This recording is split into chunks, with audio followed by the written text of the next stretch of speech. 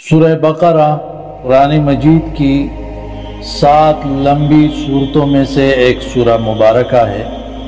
وہ 7 صورتیں جس کے بارے میں نبی صلی اللہ علیہ وسلم نے فرمایا من اخذ السبع الاول فهو عبر، جس نے یہ پہلی 7 صورتیں حاصل کر لی وہ بہت بڑا عالم دین بن گیا۔ مسند احمد کے اندر یہ حدیث موجود ہے۔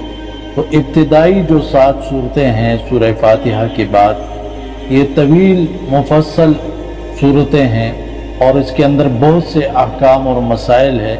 تو جو کوئی اس کو اچھے طریقے سے سیکھ لیتا ہے، نبی صلی اللہ علیہ وسلم نے فرمایا فَهُوَ حَبْرٌ، وہ بہت بڑا عالم دین بن گیا۔ تو یہ بہت بڑی بات ہے، رسول اللہ صلی اللہ علیہ وسلم کی طرف سے سرٹیفکیٹ ہے اس شخص کے لیے جو یہ صورتیں سیکھیں کہ وہ عالم بن گیا۔ اسی طرح یہ سورہ مبارکہ بہت سی وعظ و نصیحت، احکام، واقعات پر مشتمل ہے۔ رسول اللہ صلی اللہ علیہ وسلم نے اسے سنام القرآن یعنی قرآن کی کوہان قرار دیا۔ مسند ابی اعلیٰ کے اندر یہ حدیث موجود ہے۔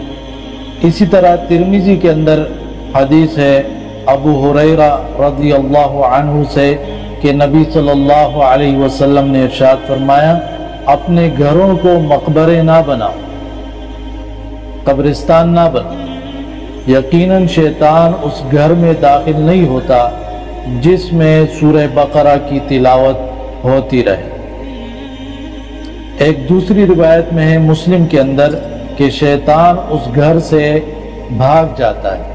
تو دیکھیں 2 باتیں، ایک یہ ہے کہ کسی گھر کے اندر شیطانوں نے بسیرا کر لیا ہے، ان کو بھگانا ہے، تو جس گھر میں سورہ بقرہ کی تلاوت کی جاتی ہے شیطان وہاں سے بھاگ جاتے ہیں۔ اور ایک یہ ہے کہ آپ پرہیز کرو، احتیاط کرو، پرہیز علاج سے بہتر ہے کہ آپ کے گھر کے اندر شیطانوں کا بسیرا ہو ہی نہیں، تو آپ سورہ بقرہ پڑھا کرو گھروں کے اندر، تو اس گھر کے اندر شیطان داخل نہیں ہو سکے۔